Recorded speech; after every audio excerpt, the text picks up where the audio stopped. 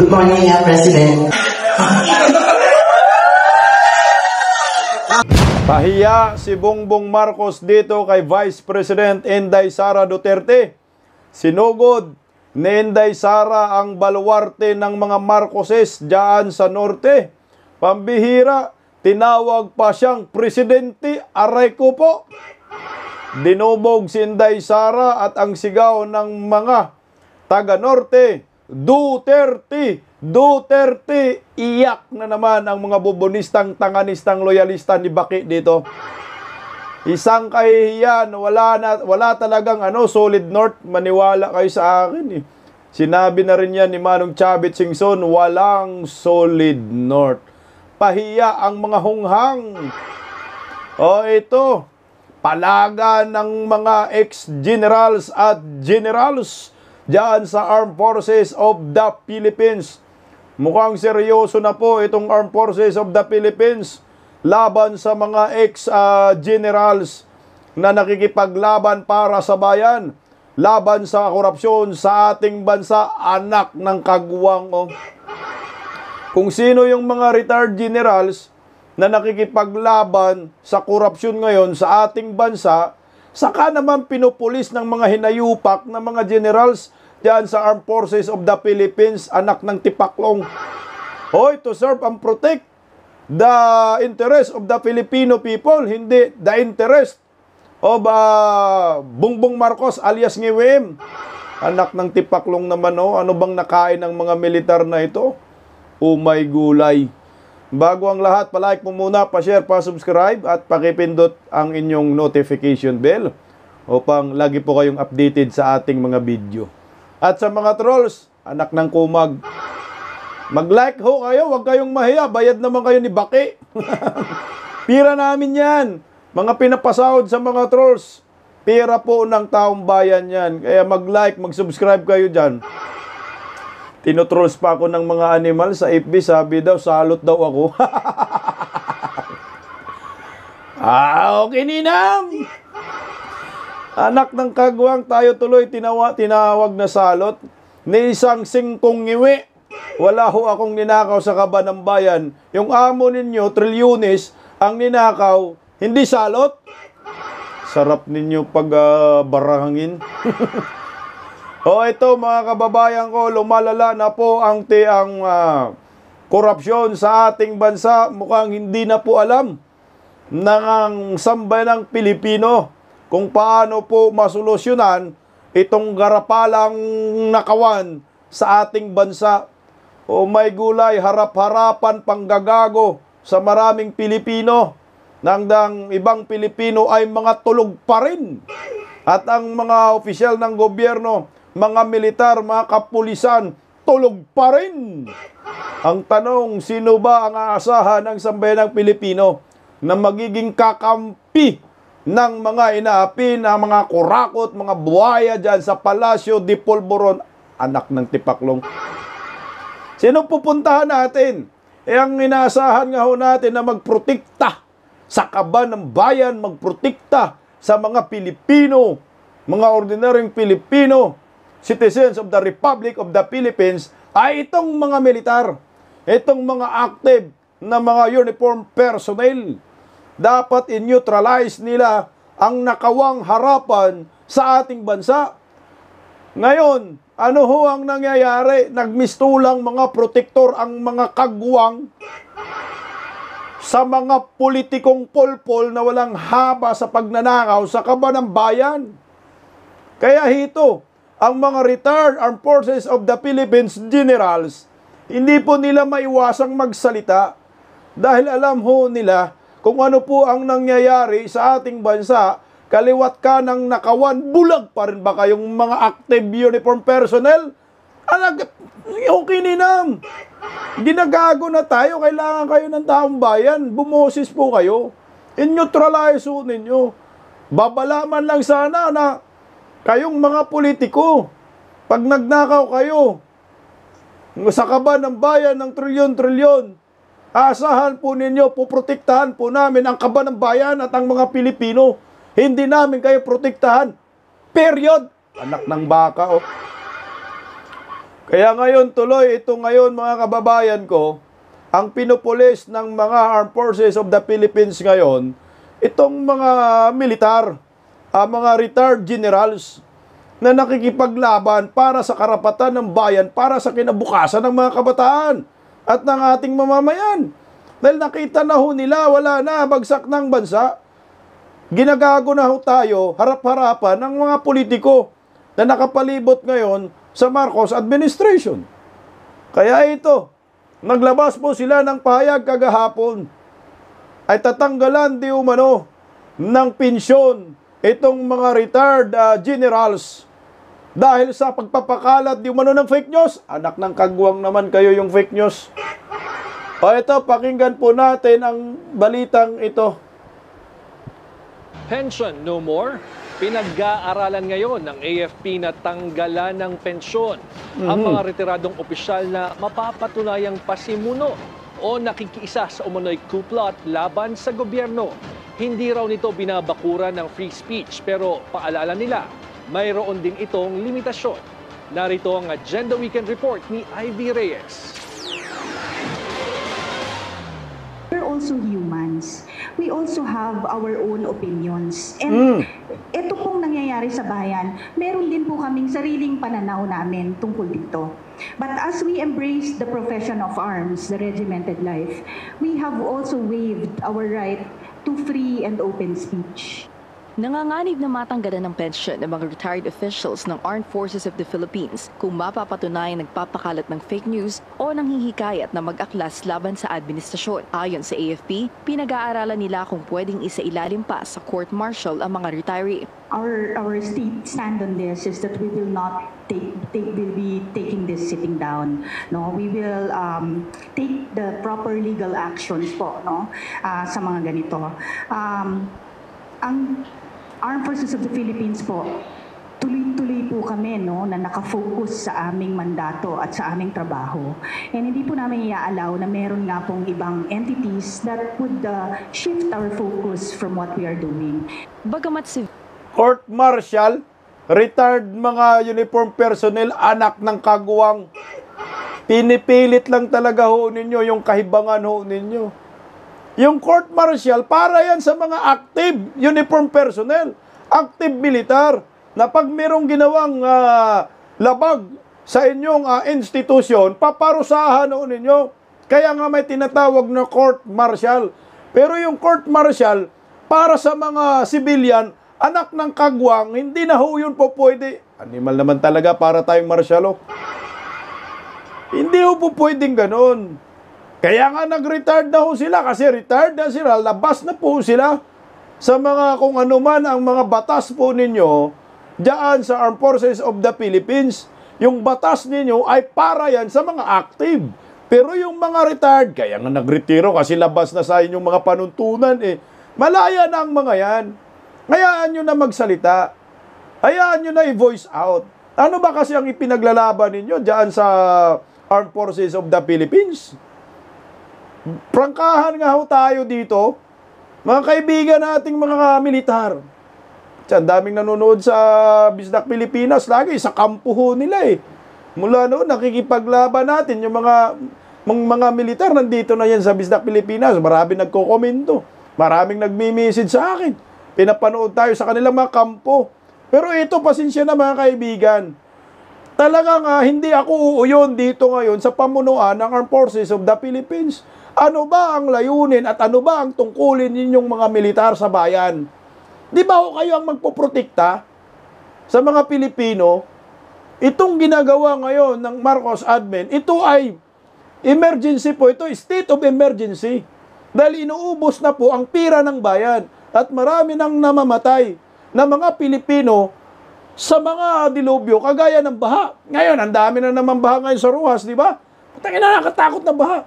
Ninanakaw yung kaba ng bayan, trilyon-trilyon. So anong stand din nyo ngayon? Tatahimik lang kayo? Puta, ang ipinaglalaban ng mga retired uniform personnel, hindi lang po pansarili nila, kundi para sa bayan. Lahat kayo, laban natin ho ito. Nalabanan ang korupsyon. Bakit ba itong lumalaban sa korupsyon, ito yung pinag-iinitan ho ninyo? Puta, Nakakaduda naman po kayo dyan, yung mga opisyal ng Armed Forces of the Philippines. Kayo mga ordinaryong mga militar na nanonood sa Bisdak Pilipinas.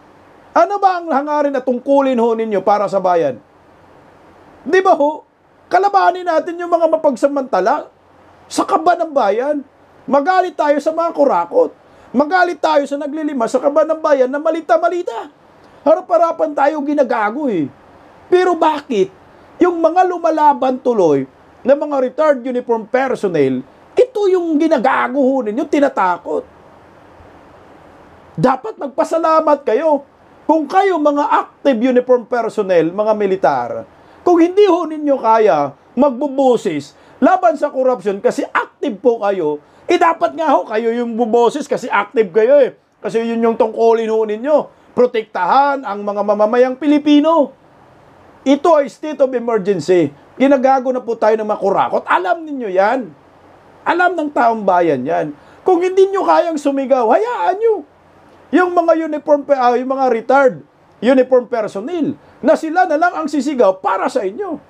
Sila ang sisigaw para sa pamilya ninyo. Sila ang sisigaw para sa mga anak ninyo. Kasi takot kayo eh. Kasi active pa kayo.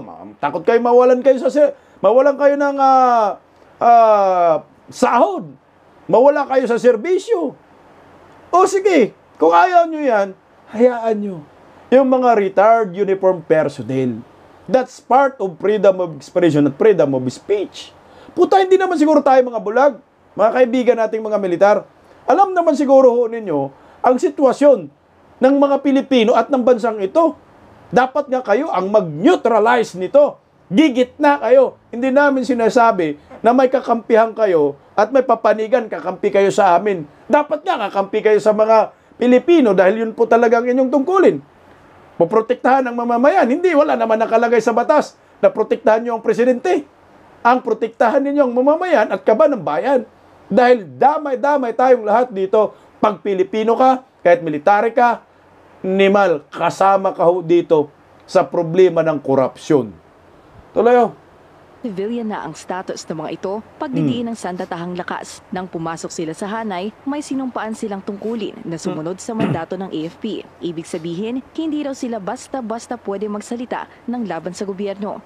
Civilian nga po yung category nila. But ito nga pong sabi natin, since nagre-receive po sila ng pension, pag-aaralan po natin kung how this will fall into play.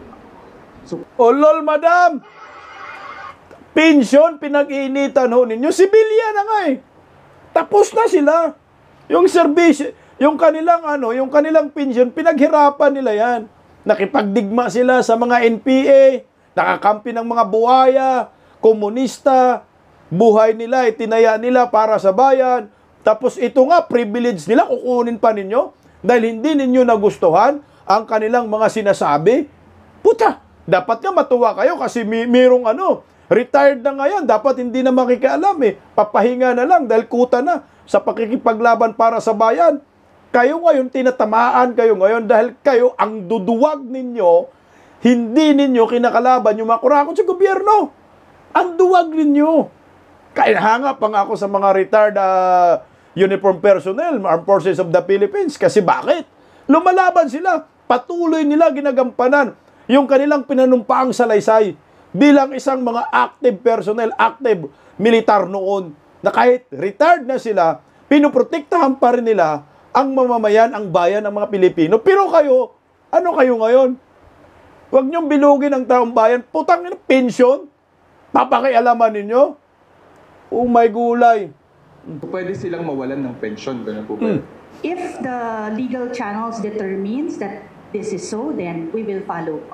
Sa ngayon, wala pang natutukoy na grounds for revocation ng AFP, pero patuloy raw ang monitoring nila sa mga insidenteng ito. Ang pinakamataas na ranggo na na-monitor nilang nagpo-post ng analyzed seditious statements, may pension ng 160,000 pesos bilang isang 2-star general. Sa official social media account ni retired Air Force General Romeo Poquiz, makikita ang pag-share niya ng posts ni Cavite 4th District Representative Kiko Barzaga Noong nag-stage ito ng kilos protesta sa labas ng Dasmariñas Village. Sa isa pang post, nilinaw ni Pokis ang naging pag-uusap nila ni AFP General Romeo Bronner Jr. Dito, sinabi niya na malugod na nananawagan ang kanilang grupo na tumindig ang AFP hindi lang sa pamamagitan ng press releases, kundi sa anyay stronger and clearer positions. Kung inciting to rebellion daw na matatawag ang kanilang hinaing, handa raw silang humarap sa batas. Pero naninindigan ng AFP na matatag pa rin ang paniniwala nito sa administrasyon. Uno, ang problema ng gobyerno, may kaukulang solusyon. Hindi militar ang solusyon sa problema ng gobyerno. Overall, no, what we can say is we stand for truth over trolls, and we choose service over slander.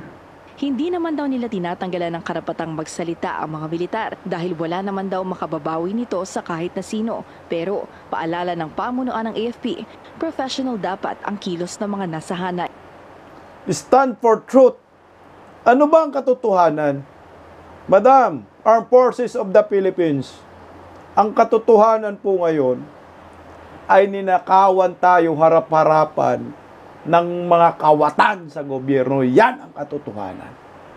Hindi nyo pwedeng pagtakpan yan. Dahil kalat na yan sa buong Pilipinas at sa buong mundo. Mantakin nyo, yung mga taga-ibang bansa, mga foreign countries, mga foreigner, alam nila ang nangyayari sa ating bansa, nakaliwat ka ng korupsyon. Tingnan mo ngayon, tanggap ba ninyo ito mga militar? Na ang Pilipinas ngayon ay pumangatlo sa pinakakurakot na bansa sa Southeast Asia nation. Hindi nyo, utangin na, number 1 yung, I think, Myanmar. Number 1 yung Colombia yata. Number 2, Myanmar. Pangatlo ang Pilipinas. Ganong katindi ang korupsyon na sinapit ng ating bansa. Kung kayo hindi kayo titindig, kung kayo hindi nyo in-neutralize itong animal na nangyayari sa ating bayan pangungurakot, sino po ang titindig? Dapat nga kayo ay magsilbing moderator at maglabas ng babala bilang isang protektor ng watawat ng Pilipinas, protektor ng soberanya, protektor ng mga Pilipino, protektor ng bansa. Kayo'y maninindigan, kami maninindigan bilang Armed Forces of the Philippines, sundalo ng mga Pilipino, hindi sundalo ng politiko. Maninindigan kami para sa bayan na kayong mga kurakot kayo, tumigil na kayo. Ibalik ninyo yung mga ninakaw ho ninyo. Dahil pag hindi, kami ang makakaharap ninyo at titindig kami para sa mga Pilipino. Simple as that. Hindi naman namin sinabi na mag-aklas kayo, mga hunghang. Kayo nga yung last na dapat mamamagitan eh. Tapos ito, hindi nyo kayang mamamagitan, hindi nyo kayang mag-voice out dahil sinasabi ninyo, hindi kayo makialam, animal naman talaga. Ano bang tungkulin ninyo? Di ba protektahan ng Pilipino? Hindi lang naman tungkulin ninyo na protektahan ng mga Pilipino laban sa mga mananakop, laban sa mga kalaban, mga komunista, mga terorista, hindi lang naman yan. Puprotektahan ang mga Pilipino laban sa mga kurakot. Tungkulin nyo rin yan. Kasama yan. Ninakawan na tayo. Ang banta ho sa atin ay nasa loob ng ating bansa. Nandito. Sa gobyerno. Nandito yung mga kurakot. Nandito yung mga totoong ginagago ang mga Pilipino. Ito yung sagot ni Romeo Pokis. Ako, mas bilib pa nga ako kay Romeo Pokis eh. Kaysa mga active mga Armed Forces of the Philippines. Ito ninindigan. Wala siyang takot. Ito pumunta talaga sa kalsada. Bakit? Anak ng kamote. Tingnan ho ninyo. Ito yung sagot ni Romeo V. Pokis. Ito, basahin ko lang para tungkol sa pag-cancel ng pension. Sabi cancel my pension. A military pension is an earned and vested right, not a privilege that can be withdrawn at will. Under the law, it may only be cancelled or suspended upon final conviction of a crime involving more turpitude and disloyalty, not on mere allegations or administrative whims. The Armed Forces of the Philippines public disclosure that my pension as a retired two-star general may be cancelled for alleged sedition and fake news is a grave distortion of both law and justice. This move is actually not a threat to me personally. It is a warning to those still in active service, as more and more soldiers express concern and sympathy for the growing public protest against massive corruption in government. Let it be clear, loyalty to the nation does not end at retirement, and truth-telling is not sedition. Putsa, bakit kasi may isyong sedition pag mga ganyan? Naglabas ka ng ng hinanaing mo. Sinasabi mo yung totoo. Totoo naman talaga na hinaharap-harapan tayong ginagago ng mga kurakot sa gobyerno. Bulag na rin ba ang mga militar? Binubusala na rin ba ho kayo? Ayan ang hindi maganda. Dahil ito ay pananakot po ito. Banta po ito sa malayang pamamahayag. At ang nakakainis, dahil nanggagaling pa itong mga pananakot na ito sa mga militar. Parang lumalabas, batas militar eh. Kasi noong batas militar kay Marcos Sr., ang batas ay mga military ang nasusunod. Kung anong gawin ng military sa'yo, wala kang magawa, damputin ka nila, wala kang magawa. Ito, tanggalan mo ng pension sila. Ang sabihin, tanggalan namin. Bago daw pala matanggal yung pension, dapat may conviction. Anong conviction nila? Anong kasalanan nila? Kasalanan nila yung naghayag ng totoong damdamin nila. Hindi mo pwedeng yan, kumbaga pigilan. Kasi pag pinipigilan ninyo yan, ilalong magre-rebelde yan, hayaan nyo na lang. Parts man yan ng pagiging nila, a private citizen. Sabi naman ni Ma'am Malo Tikia, aalisan ng pensyon ang mga retiradong sundalo? Bakit? Pag-aari nyo ba buhay nila? Sila ang nagsakripisyo. Tama. Tama yan ang sukli nyo. Tsaka yun na nga eh. Itong mga to, nag-retired na nga to kasi kuta na sa sakripisyo. Nasa batas natin. Pwede ka na mag-retire kasi sa serbisyo mo. Anong pension mo? Itong pension nyo, makukuha nyo. Monthly, 160,000. Puta, wala kayong pakialam dyan. Kasi yan, privilege niya yan. Yan ang sukli. Yan yung premyo. Bigay papasalamat ng mga Pilipino na nung nagiging active pa siya sa sandatahang lakas, ginampanan niya ang kanyang tungkulin pagprotekta sa taong bayan at sa watawat ng ating bansa. Pero ngayon, dahil retired na siya, tuloy pa rin ang pakikibaka niya para sa bayan, pupulisin ninyo at babatuhin ninyo ng inciting to sedition. Bakit ba yung mga bubonistang, tanganistang, mga pinklawan-dilawan, bakit ayaw nyo kasuhan? Yung mga NPA, nasa kalsada, nagrarally, hindi nyo makasuhan ng inciting to sedition? Samantala itong mga retired uniform personnel, lumalaban sa mga komunista, lumalaban sa mga rebelde, inciting to sedition, anak ng kagwang, only in the Philippines. Kung hindi niyo kaya protekta ng mamamayan, mag-resign na lang kayo. Kung ang interest ninyo ay para po sa mga politikong mga buhaya dyan sa gobyerno, mag-resign na lang kayo. Kawawa naman kami mga Pilipino na nagpapasahod daw sa inyo. Mas pinoprotektahan ninyo mga kurakot at mga buhaya na dilubyo ang hatid sa ating bansa. Kaya nga nagkalindol-lindol na tayo eh. Kasi kayo, protector of the Filipino people, protector ng Philippine flag, protector ng bansang ito. Kayo yung tahimik. Kayo yung walang ginagawa. Putang ina, gumising ho kayo. Anong klaseng kayong public servant? Anong klase kayong militar? Tinalo kayo ng Indonesian militar. Tinalo kayo ng Nepalese. Tinalo kayo ng taga Madagascar. Putang ang lilit ng kukote ho ninyo. O sabi naman ni Attorney Trexie Cruz Angeles, so i-hostage ang mga pensyon dahil na-hurt kayo sa sinasabi ng mga military retirees. May pa-fake news pa kayong ginagamit.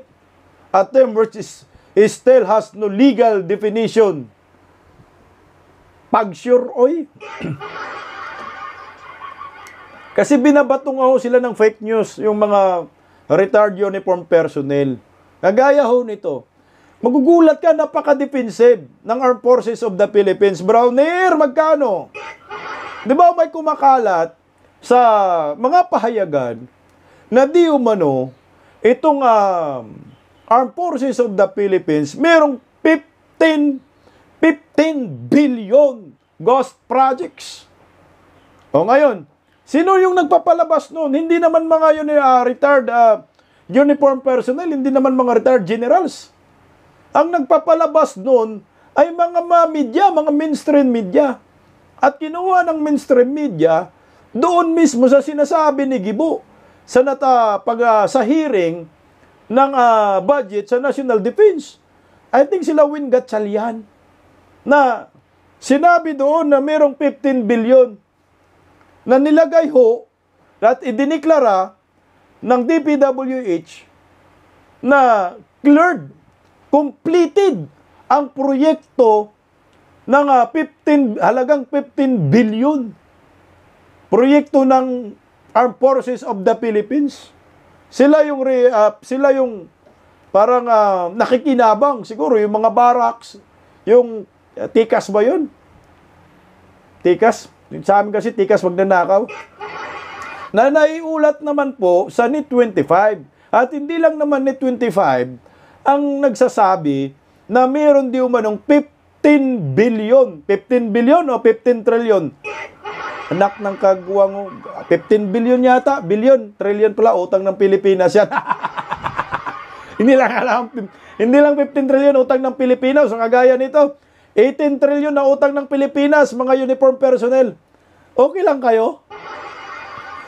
Nak ng kagwang naman, ang tatahimik ninyo, yung mga yawards talaga, oh. Kaya nag-imutok din sila ng butsi dyan sa 15 billion. Kasalanan ni Gibo, sinabi niya doon sa hearing. At binalita ng mga mainstream media. Diniklarang completed, pero nung pinuntahan, hindi completed yung mga proyekto. So anong tawag doon? Puta! Ghost projects! Nasaktan sila. No? Alam niyo po kasi, pag hindi totoo, hindi mo na kailangan magiging defensive ka. Magpakita ka na lang, ipakita mo na lang sa publiko, magiging transparent ka na. Total, itong Armed Forces of the Philippines, kung hindi na po kayo kinain ng mundo ng politika at ng mga politiko, simple lang naman ninyo i-rebat yan eh. Inanggagaling din yan kay Gibo eh. Binalita ng mga sa mainstream media at binalita rin po ng mga political vloggers. Siyempre, mainit ngayon ang korupsyon. Mainit kayo ang issue sa ghost projects. So ngayon, malaman-laman ho natin na kayo protector ng sambayan ng Pilipino, mayroon palang ganitong di umanong issue na 15 billion pesos na ghost projects. Pwede niyong itanggi. At maglabas po kayo ng mga datos na hindi totoo na may ghost projects. Ipaliwanag nyo. Kasi ang hirap lang, pamilya ng pamilya kayo. Nagsasalita kayo. Hindi totoo. Tinanggi namin na fake news po. Yung sinasabing 15 billion. So para mapatunayan po ninyo na hindi fake news, yung 15 billion worth ghost projects di umano dyan sa inyong institusyon, sa hanayo ninyo, na tinuguruan kayong protektor ng sambayan ng Pilipino. Simple lang naman, gumawa po kayo ng report, puntahan po ninyo yung mga proyektong natukoy dyan, bidyuhan po ninyo. Tapos na ba? Napakinabangan na ba? Totoo ba completed? Kasi ngayon ang issue, may mga kickbacks na 25% to 30%, mga proponents na mga kongresistang nakinabang sa proyekto. Eh, nasan yung proyekto? Kaninong proyekto? Ang kickbacks kasi ay ang kumukubra yan ay yung proponents. Ay yung may hawak ng proyekto. Kaninong proyekto? Sa Armed Forces of the Philippines. Kanino control ang Armed Forces of the Philippines? Kay Browner. Hindi natin sinabi na kurakot si Browner. Hindi natin sinabi na kayong mga military nangungurakot.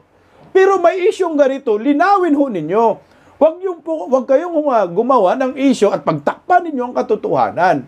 Napakasimple lang naman, ribat yan eh. Videohan nyo, ilabas nyo yung mga proyekto, isa-isayin nyo, ilang proyekto ba yan? Mga 1,000 proyekto? Ipakita nyo sa sambayan ng Pilipino na hindi kayo kinain ng maruming politika sa bansang ito. Maging transparent kayo. I-detalye ho ninyo, anak ng kagwang, talagang masisira ang inyong institusyon kung hindi po ninyo gawin yan. Kung ako yung Armed Forces of the Philippines sa Chief of Staff, sasabihin ko talaga, ito mga kababayan ko, para po hindi po kayo mabahala. Baka sabihin po ninyo kami ay mga kurakot. Narito po yung mga proyekto na pakinabangan na po namin. Yung 15 billion ay napakinabangan na po. Tapos na po ang lahat ng proyekto. Hindi po totoong ghost projects. Period. Hindi yung mananakot kayo, kasuhan ninyo. Anak ng kamuti naman. Para kayong mga politikong mga iyakin kung ganun. Hindi naman kayo mga politiko. Bakit kayo umiiyak? Kayo ay tinagurian, tagapagtanggol at tagaprotekta ng interes ng mga sambayanang Pilipino. Ito, kakasuhan daw nila. Mga hunghang talaga. Kakasuhan na ng AFP ang nagpapakalat ng impormasyon na mayroon umano silang 15 billion peso ghost military projects. Muling iginiit ng ahensya na paninira lang ito sa sandatahang lakas ng Pilipinas.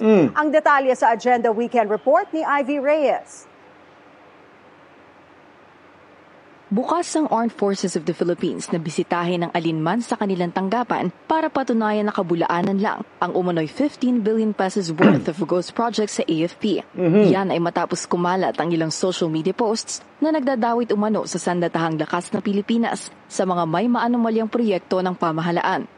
Hindi po ito AFP fund, hindi po ito AFP project. Recipient lamang yung AFP. And of the more than 900, 600 plus have been completed and turned over to us. Plano ring sampahan ng kaukulan. Tingnan mo 900 daw yung proyekto, 600 yung completed. Hindi daw proyekto nila pero recipient daw sila. Proyekto rin ninyo yan. Anak ng kamote talaga yan eh. Kayo ang nakinabang di proyekto ninyo. Payag pala kayo na magkaroon ng proyekto dyan na hindi proyekto ninyo. Anak ng kagwang. Iluloko nyo lang kami. Ito kagaya ho nito mga sir, mga general. Sinabi nyo na 900 yung proyekto, 600 completed. So, merong 300 na hindi completed. O baka yung 300 yung ghost projects. So ngayon, ipakita nyo. Ilabas yung maging transparent kayo. Madaling magkwento. Madaling magsabi. Pero nasan yung prueba? Nasan yung sinasabi ninyo na hindi po totoong may 15 billion na ghost projects? Total, nandyan naman kayo. Nag-preskon naman kayo. Animal, papreskon pa kayo. Ito yung pinakamatindi. First time in the history ng mga militar, may mga preskon at nagre-rebut di umano sa mga fake news. First time in the history na yung mga militar nag-preskon na di umano mayroong 15 billion na ghost project, anak ng kagwang. Kung hindi ho ito totoo, bakit may issue? Gusto niyo patunayan na hindi yan, ghost projects, nagbanggit kayo. Nasaan yung 600? Isa-isayin nyo. May video kayo? Magkano yun? Kung tapos na. Yung 300 nasan? Ito ho yun nga. Kailan nag-umpisa? Magkano? Kailan matatapos? Maging transparent kayo. Kasi kayo ang tinaguri, ang tagapagtanggol, tagapagtanggol sa kaban ng bayan. Yan ang totoo. Kayo po yung magbabantay sa kaban ng bayan, hindi yung tutulog-tulog kayo. Nasaan yun? Simple lang naman. Ukulang legal action ng AFP, ang anilay nagpapakalat ng paninirang puri sa sandatahan. Ayon kay Rear Admiral Roy Trinidad, pamumulitika lang ang pagdawit sa AFP sa flood control scandal. If we will call for a change of government just because may fake news, baka naman kaya may ulterior motive tayo o yung sumusuporta sa atin. Kung may political problem, logic will dictate. Ang kailangan, political na solusyon, hindi militar. Anak ng kagwang, mga hunghang. Putang ina, hindi na nga political problem ito eh. Ito ay pagnanakaw na sa kaban ng bayan, korupsyon ang pinag-uusapan dito. Hindi pamumulitika. Ay putang ina, politika na pinag-uusapan ninyo, dapat hindi kayo nag-preskon. Hindi kayo ang namumulitika, dahil politics yung pinag-uusapan ho ninyo, at sinong mamumulitika sa inyo? Ano kayo, mga kongresista? Mga senador? Hindi kayo mga senador, hindi kayo mga kongresista, kaya hindi kayo pinupolitika. Merong issue na di umano'y 15 billion ghost projects. Anong pamumulitika, anak ng kagwang? Karapatan din ng mamamayang Pilipino magtanong sa inyo, malinis ba kayo? Ayos ba ang pamunuan ng Armed Forces of the Philippines? First time yata nagkaroon na issue ng ganito, yung hanay ho ninyo. Hindi to pamumulitika. Kami ay nagtatanong dahil kayo yung inaasahan namin. Pagdating sa issue ng pagnanakaw sa kaban ng bayan, dapat kayo po yung tutugi sa mga kawatan. Kalaban din yan ng ating Estado. Anak ng kamonte, oh. Kung may problema sa project implementation, yung ghost project, ang tamang solusyon, tamang project management plan. Management plan. Yung issue nga, nasa bakuran nyo, anak ng kagwang eh. Sir, nasa bakuran nyo yung issue. Binabato kayo ng putik na 15 billion. Sinong sasagot nun? Kayo. Sinabi mo na, kayo ang recipient. Dapat sinabi ho ninyo na ito po ang nangyayari. Sinong magsasalita para pasinungalingan ho ninyo ito? Sino yung sasagot? Para idipinsa ho ninyo? Politiko? Kayo yung sasagot. Dahil nasa bakuran ho ninyo, yung naturang proyekto, kayo ang nakinabang. Pinahintulutan po ninyo yung naturang proyekto. Hindi naman yan basta-basta sila gagawa ng proyekto dyan sa compound ng mga Armed Forces of the Philippines. Hindi babarilin lang na lang ho ninyo yan, mga hinayupak na yan. Hoy kayo mga buhaya, huwag kayo gumawa dito ng proyekto sa amin. Putangin na, korupsyon na naman yan. O di ba ho? Pinahintulutan po ninyo yung mga proyekto na yan. Kaya responsibilidad po ninyo yan. Hindi pa mumulitika. Kaya may karapatan ho kayo pigilan itong korupsyon kung meron man dyan sa inyong hanay. Huwag niyong takpan ang katotohanan. Sisingaw at sisingaw yan eh. Paano na yan kung imbestigahan kayo doon sa Senado, ipatawag kayo at lalabas ang katotohanan at sinasabi ninyo fake news yung 15 billion. Puta, lalo kayong ma-demoralize. Lalo kayong yung institusyon nyo masisira dahil sa inyong paninindigan na baluktot. Kung totoo yan, aminin na ho lang ninyo. Kung si Senador Marcolita yan, magpasa ng resolution kasi yung 15 billion pa naman na yan, ako ang alam ko, unang nilabas yan ni 25 sa saganang mamamayan kay Senador Marcolita programa. Kung ipatawag kayo at pataihin kayo ni Senador Marcolita itong 15 billion tapos sinasabi ninyong fake news, sira kayo lalo dyan. Hindi militar dapat ang pumasok at palitan yung buong gobyerno. Nauna ng tawaging baseless at Tiga. Sinasabi na palitan ba yung buong gobyerno? Alam ko wala namang ganun eh. Pumasok kayong militar.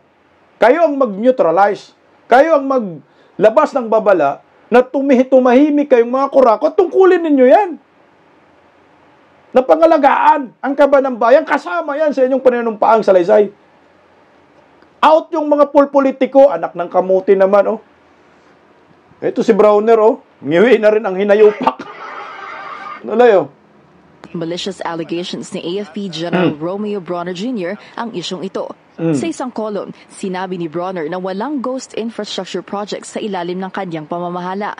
Pinahihina raw kasi ng fake news ang institusyon kaya't hindi raw palalampasin ng AFP ang paninilang ito.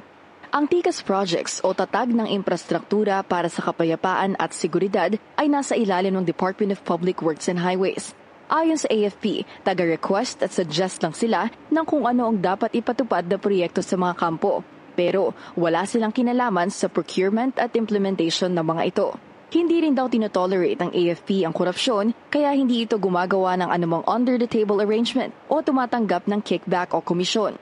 Matatanda ang iminungkahi sa budget deliberation ng Defense Department na ilipat na sa DND ang 3 billion peso budget para sa mga kukumpletuhin pang TICAS projects. Para sa Agenda Weekend, Ivy Reyes, Billionaire News. May 3 billion pa pala na additional, anak ng kagawang. Alam ko doon nung nag-umpisa yung 15 billion na issue. Ako sa akin lang, kayong mga militar, hindi naman kayo politician, huwag kayong magiging iyakin.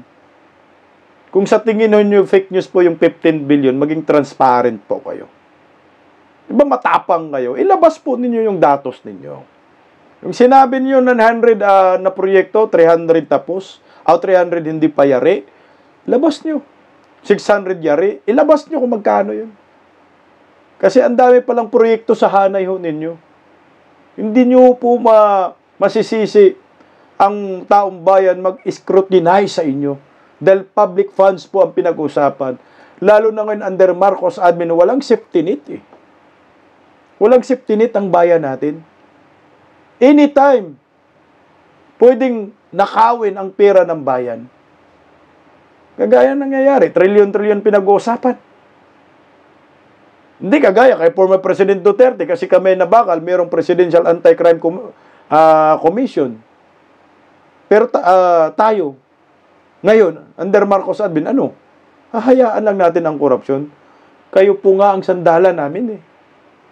Kayo nga ho ang aming inaasahan. Pero bakit parang lumalabas? Kayo ang protektor ng mga kurakot sa gobyerno, mga buhaya. Huwag namang ganun, mga sir.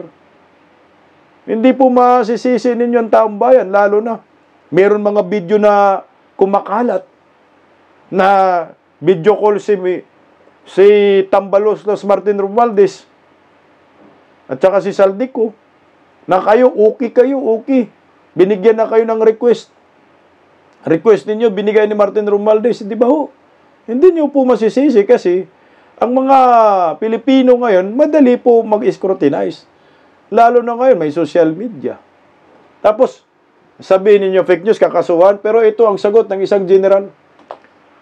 1 million houses a year. Yan ang fake news.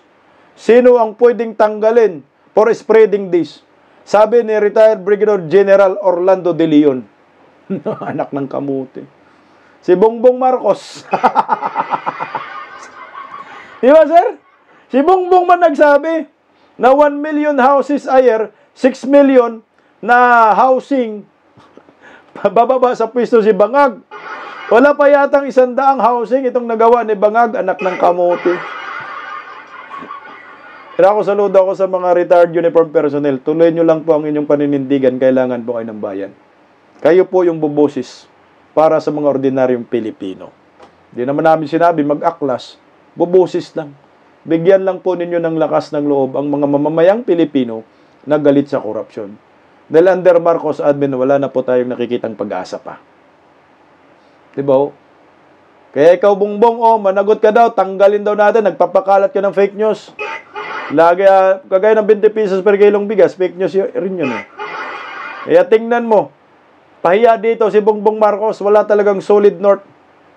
Sinugod ni Vice President Inday Sara ang baluarte ng mga Marcoses sa norte. At ang agaw pansin po dito, bukod sa sigaw-sigaw ng mga Duterte, tinawag pang presidente si Vice President Inday Sara ng isang reporter diyan sa Pangasinan. Narito po, panoorin po muna natin yung sigaw ng mga mamamayang Pilipino. Baluarte ba ito ni Bongbong Marcos o baluarte ni Inday Sara?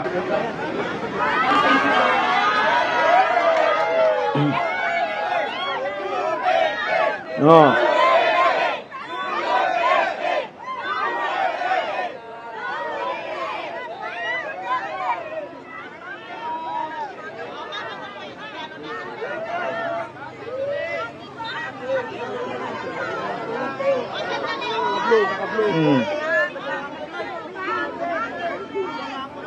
Sipin mo.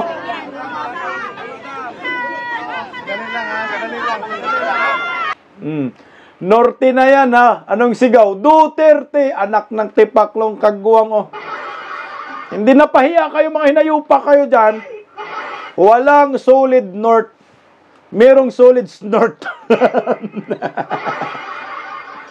Pahiya kayo, no? Tindi-ninday Sara. Manawag Pangasinan, baluarte ng mga Marcoses sa norte. Sinugod, ang sigaw, Duterte pa rin. O ano na mga bubunistang, tanganistang, loyalista ni Ngagba? May solid north? Wali. Solid Duterte ang solid North. Kaya, kayong mga Armed Forces of the Philippines, pag si Inday Sara maging presidente, tumino kayo. Mas matindi pa to kay former President Rodrigo Roa Duterte. Pakinggan po natin yung statement interview kay Vice President Inday Sara Caonte na tinawag po si Inday Sara ng reporter na ng Pangasinense reporter na presidente, anak ng kagwang. Nadulas lang dito. Yung reporter, yan tawag presidente. Presidente naman talaga yan. Kinggan natin. Tungkol po sa nalalaman po natin na napakalaking nangyayari about sa control of corruption. Ano po yung masasabi mo, ma'am? Nakakalungkot po, ma'am. Dahil ang corruption po ay problema na natin. Nung mayor pa po ako, una po ako naging mayor 2010. Panahon po yun ni dating Pangulong Aquino. At bumalik po ako na una po ako naging public official is 2007. Panahon po yun ni dating Pangulong Arroyo. Tapos naabutan ko po si dating Pangulong Aquino, President Duterte, ngayon po President Marcos. Nalulungkot po ako dahil ang corruption, usapin na po yan noong panahon ng 2007. Reklamo na po natin yan, mga Pilipino, noong 2007. Ang ini-expect po sana natin sa administrasyon ni Pangulong Marcos noong siya ay maupo bilang presidente ay mabawasan yung corruption. Dahil nakakaabala siya unang-una sa mga tao, sa mga negosyante, and syempre sa kaularan ng bayan. Pero ang nangyari po ay kabaligtaran. Mas lumala po ang corruption dito sa ating bayan na siya na rin ang nagiging dahilan sa pinsala sa ating lipunan. At nagdadala din siya ng kahihiyan sa ating bayan, lalong-lalo na sa mga ibang lahi na nakatingin sa atin at nakikinig sa pinag-uusapan natin dito sa bayan lagi. At syempre na yung hindi natin maabot yung kaunlaran na pinapangarap natin para sa ating Pilipinas, mahal na Pilipinas, dahil sa corruption. Okay, tama. Konektado pa rin po ito sa ating pinag-uusapan. Corruption. Alam niyo po, mataas yung kasi yung expectation ng maraming Pilipino kay Bongbong Marcos. Kasi nga, yung tatayo nila, alam po natin yan, ang pamilya nila, mga kawatan talaga. No? Nasa Guinness Book of Record, nangungurakot ang mga hinayupak. Naglilima sa kaba ng bayan, ninanakaw yung mga ginto, dinadala sa Switzerland, kung saan-saan, mga paintings, lahat. Ganong karangya ang buhay ng pamilyang Marcos noon. Na akala siguro ng maraming Pilipino, magbago ba? Na pag si Bongbong Marcos ang maging presidente, ayusin nila yung pangalan nila at hindi na ho sila magnakaw. At yung corruption, yan yung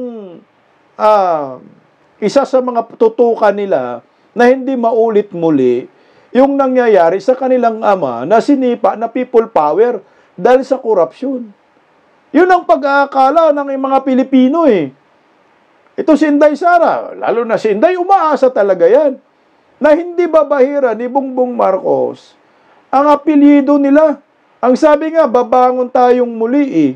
Babangon muli na pag-akala natin, babangon ng Pilipinas dahil aayusin niya yung pagkapangulo niya. Yung pala, yung babangon tayong muli, babangon ang mga kawatan, babangon ang mga kriminal, babangon ang mga durugista.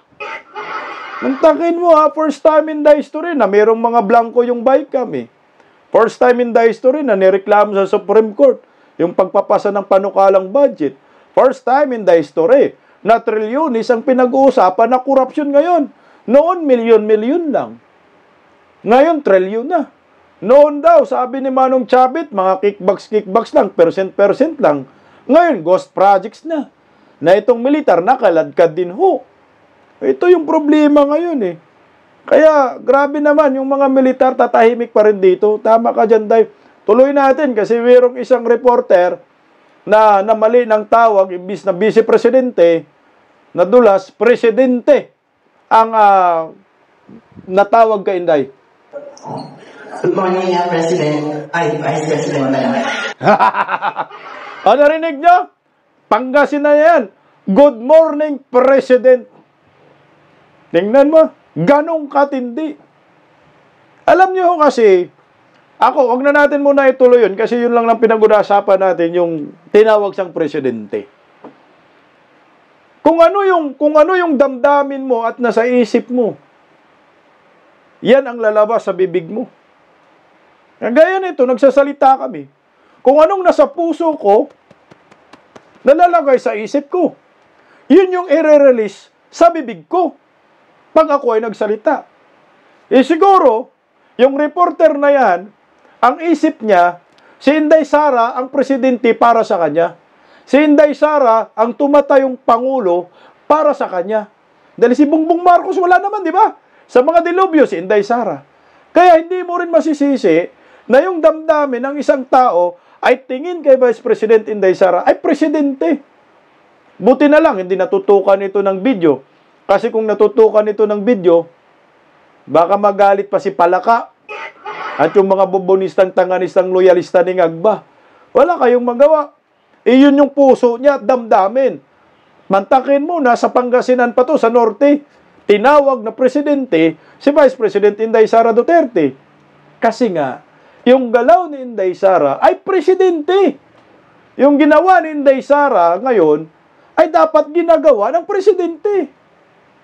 Kaya hindi nyo masisisi na ang tambayan, pag nakita si Inday Sara, hindi makapagpigil. Talagang may hiyawang Duterte. Kasi nandoon yung espiritu ng pagkapangulo. Iyan yung hinahanap ng taong bayan. Ngayon mga dilubyo sa Cebu, sa probinsya ng Cebu, nasa si Bongbong Marcos, pumunta. Putang ina, ilang araw, nangalipas. Napilitan pa ang hinayupak. Sa Davao, pumunta. Ilang araw nangalipas. Ngayon, nabas doon. Nabastos.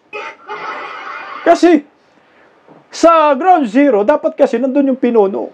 Sinong nandun? Si Vice President Inday Sara Duterte. Nasaan si Bongbong? Nangunguyakoy.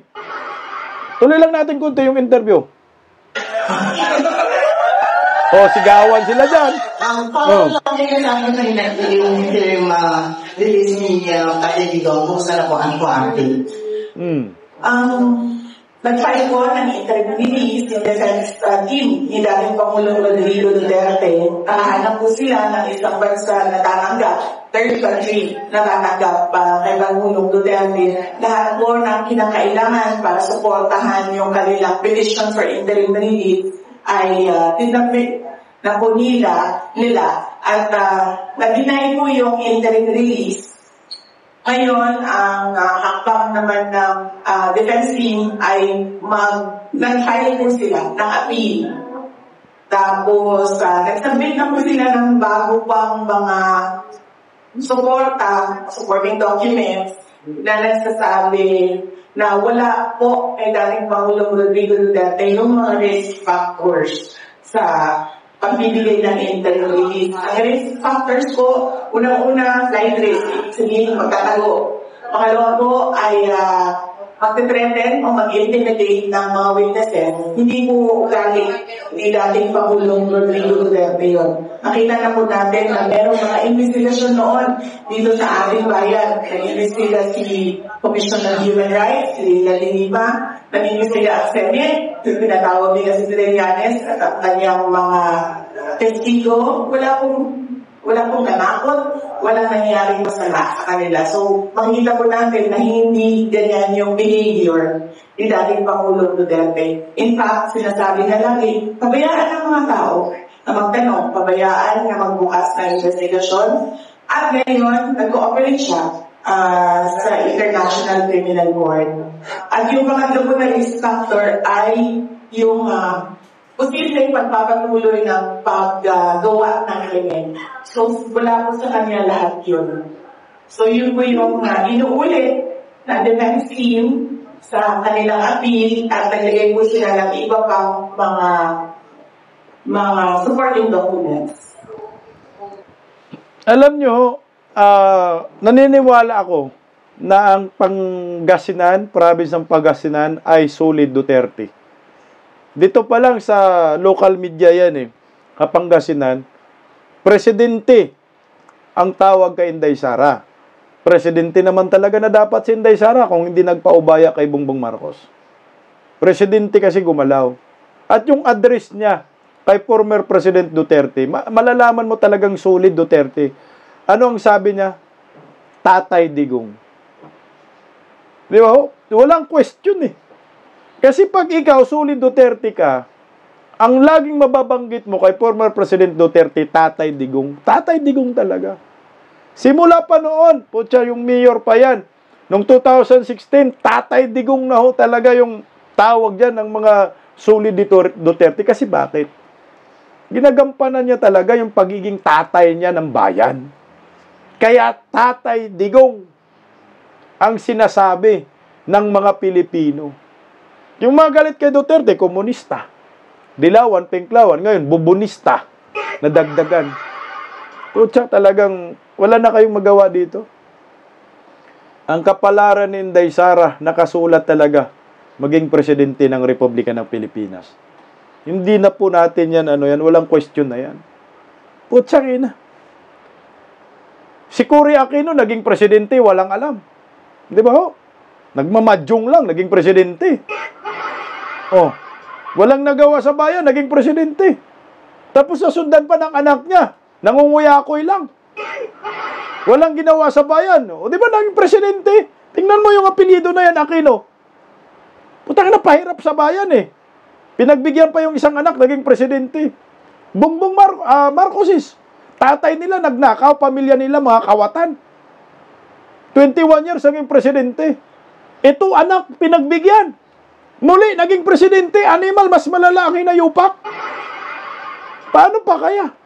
Former President Rodrigo Roa Duterte, nanindigan, matapang, kinalaban ng mga kurakot, kinalaban ng mga adik, mga kriminal, mga oligarkiya, sindikato, mga hindi nagbabayad ng tax. Maganda yung takbo ng bayan, minahal tayo. So Inday Sara pa kaya? Hindi natin gawing presidente, anak ng kagwang talaga naman. May mga sapak ng Pilipino kung ganun. Kaya mukhang yan napapunta tayo. Inggit na naman ang mga baki.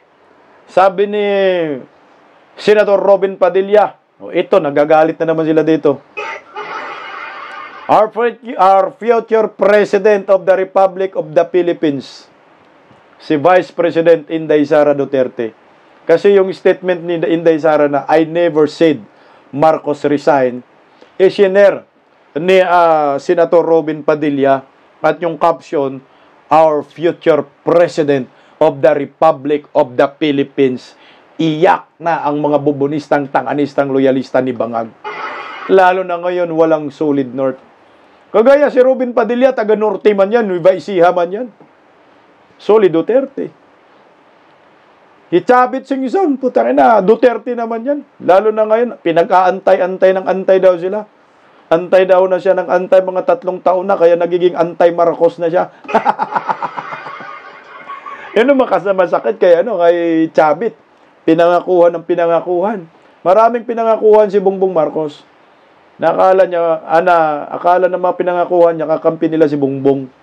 Na walang nangyari. Yung pala, lahat ng mga biyaya ngayon, yung mga pabor, na galing sa gobyernong Marcos ay napunta sa mga dilawan, pinklawan, komunistang, bubonistang, mga supporter ni Bangag.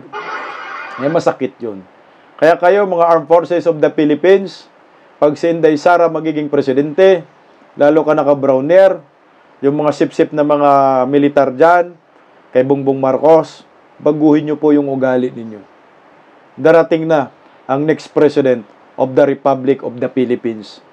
si Vice President Inday Sara Duterte, itataas niya ang moral ng mga kapulisan, ang moral ng mga kasundaluhan. Kayong mga sundalo, dapat neutral kayo. Dapat kayo po ang magpoprotekta sa kaban ng bayan, magprotekta sa mga Pilipino, magprotekta sa ating bansa at sa watawat ng ating bansa. Hindi protektor ng mga politiko. Bisdak Pilipinas, God first. Paggising sa umaga, tanghali at gabi, nakikita ko ang post niya, ang hapdi. Paano nga ba to? Di ako makatanggi. Watch ko na lang at isipin ng mabuti. Bisdak Pilipinas. Bisdak, tinig ng katotohanan. Sa bawat vlog may laban sa kasinungalingan. Mulat ang mata, gising ang masa. Bisdak Pilipinas. Para sa bayan, gumigising sa diwa. Sa likod ng kamera, tapang ang dala, walang sinasanto kung mali ang gawa. Hinay-hinay, pero palaban. Boses ng tao sa digital na labanan. Bisdak, tinig ng katotohanan. Sa bawat vlog may laban sa kasinungalingan. Mulat ang mata, gising ang masa. Bisdak Pilipinas, para sa bayan, gumigising sa diwa.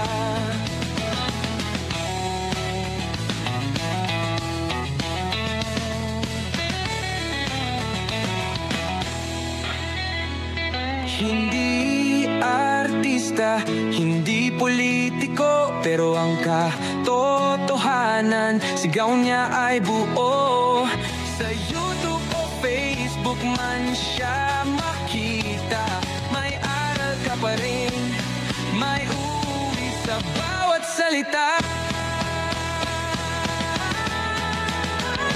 Bisdak, gising sa katotohanan, di lang kwento, kundi panawagan. Sa bawat Pilipinong naghahanap ng liwanag. Bisdak Pilipinas, kasama sa pagbangon ng bayan. Bisdak Pilipinas, boses ng masa, gising ang diwa. Sa vlog mo, may pag-asa.